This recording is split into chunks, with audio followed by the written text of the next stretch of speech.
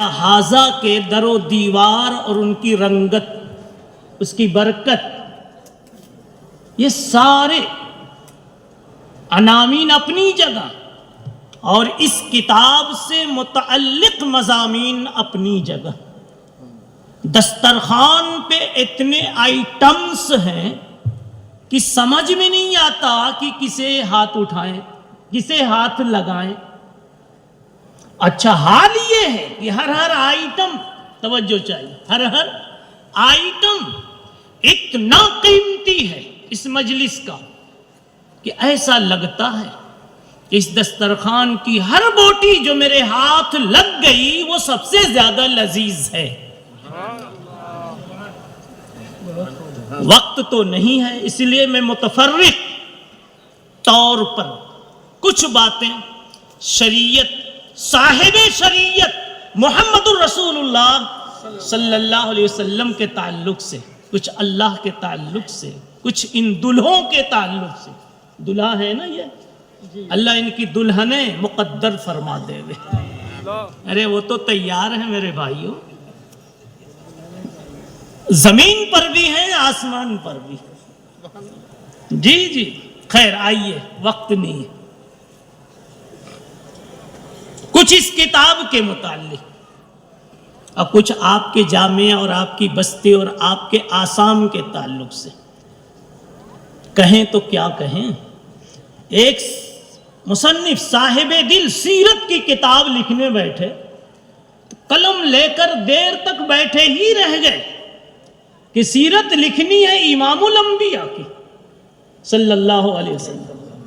شروع کہاں سے کروں؟ جس عضو مبارک کو دیکھتا ہوں، جس عضو مبارک کو، آپ کے جسم کے جس عضو مبارک کو پہلے چھیڑنا چاہتا ہوں، سارے دوسرے اعضاء کہتے ہیں کہ اور ہم یعنی ہر عضو کہہ رہا ہے پہلے مجھے لکھو۔ فارسی اگر سمجھتے ہیں پگڑی والوں تو دہراؤں، میں اکابر سے نہیں خطاب کر رہا ہوں۔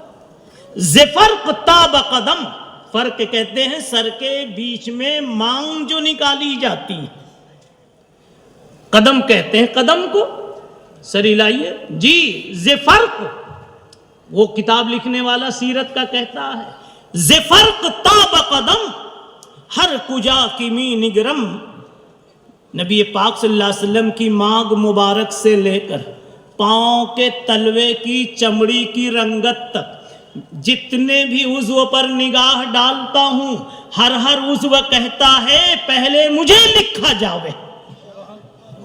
اور یہ بالکل واقعے کے مطابق ہے۔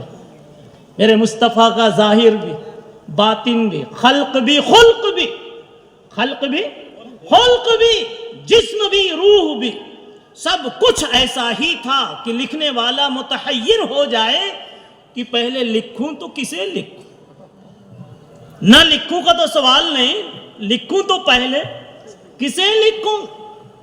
تو میں وہی کہہ رہا ہوں کہ میں یہاں آپ نے بلایا تو آپ کے تشکر پر دو جملہ بولوں کہ اللہ نے توفیق دی تو اللہ پر بولوں تو کس پر بولوں۔ خیر آئیے جلدی دیکھیے گھڑی بھی بہت جلدی کر رہی ہے، کوئی صاحب دل ہو تو روک دے اس کو، ہے کہ نہیں؟ آئیے دلچسپی لیے